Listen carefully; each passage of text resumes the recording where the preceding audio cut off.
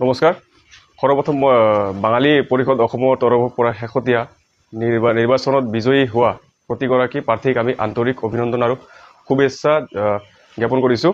এই শুভক্ষণতে আমি ৰাজ্য চৰকাৰ আৰু ভাৰতীয় জনতা পাৰ্টিৰ নেতৃত্বত দৃষ্টি আকৰ্ষণ কৰি বিনম্ৰ অনুৰোধ জনাব বিচাৰিছোঁ। অহা 12 তাৰিখে অনুষ্ঠিত হ'বলগীয়া শপত গ্ৰহণ অনুষ্ঠানত যাতে বৰাক উপত্যকা আৰু ব্ৰহ্মপুত্ৰ উপত্যকাৰ পৰা বিজয়ী হোৱা দুগৰাকী বাঙালী বিজয়ী বিধায়ক মন্ত্ৰীসভাত অন্তৰ্ভুক্ত কৰা হয়। অসম সামাজিক আৰু সাংস্কৃতিক গাঁথনিত বাঙালী সম্প্ৰদায়ৰ অৱদান অপৰিসীম। ৰাজ্যখনত বাঙালী জনসংখ্যাৰ অংশও যথেষ্ট উল্লেখযোগ্য।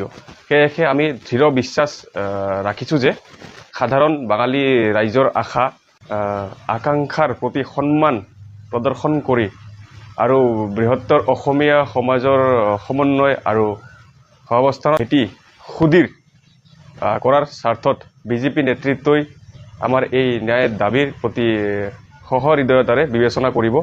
বাঙালী পৰিষদ অসম সদায় জাতি ধৰ্ম ভাষাৰ সমৃদ্ধ আৰু ঐক্যবদ্ধ অসম সপোন দেখি আহিছে।